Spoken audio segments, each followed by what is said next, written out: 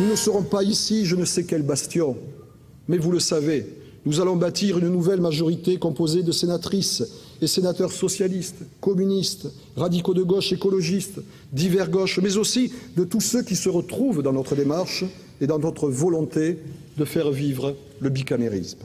En mon âme et conscience, j'ai considéré que ce serait une candidature qui apporterait probablement plutôt plus de la confusion que des solutions. Je souhaite être candidate à cette élection.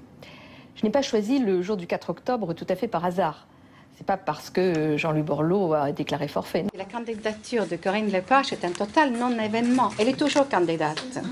Ma candidature à moi, ce n'est pas le résultat d'une décision personnelle. Et votre candidature à vous, est-ce que c'est une certitude? Oui. Est-ce que vous dites ce soir, je serai candidat en 2012? Vous avez bien fait d'utiliser le futur.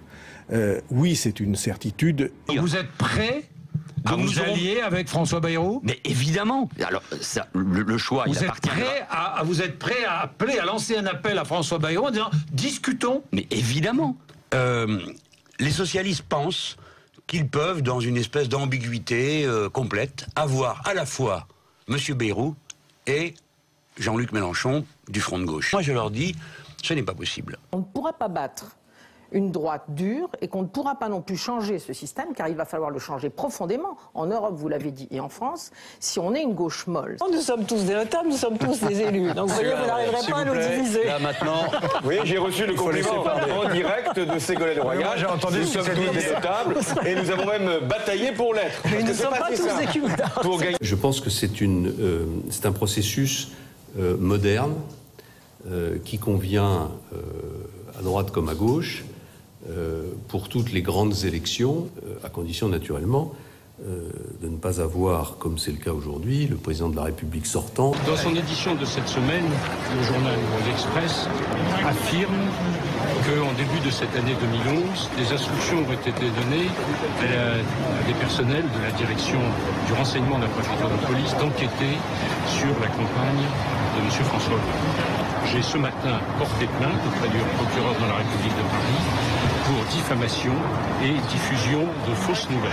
Ce procédé voudrait dire qu'on serait revenu au sommet de l'État à des pratiques qui existaient il y a bien longtemps.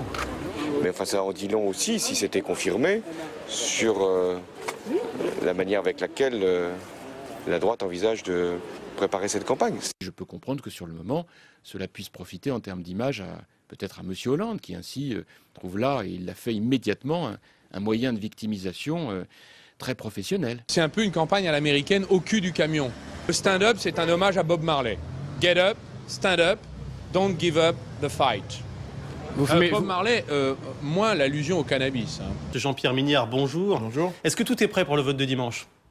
Écoutez, oui, il y a peut-être quand même quelques retouches encore aujourd'hui, mais enfin, il faut vraiment que ce soit quelques retouches. On craint beaucoup le bourrage des urnes dans certains départements, notamment dans le Nord et en Normandie, pour être très précis, voire en Haute-Corse. Vous n'en avez pas entendu parler? Non, écoutez, franchement, en tout cas, le dispositif, non.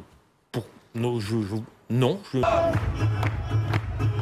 n'êtes pas en boîte de nuit, mais au meeting de Ségolène Royal. Pas de doute, la palme de l'ambiance survoltée lui revient. Enfin, chez Jean-Michel Bailey, le rendez-vous ressemblait plus à un dîner entre amis qu'à un meeting de campagne. Il n'était que quelques dizaines à venir écouter le candidat de la liberté.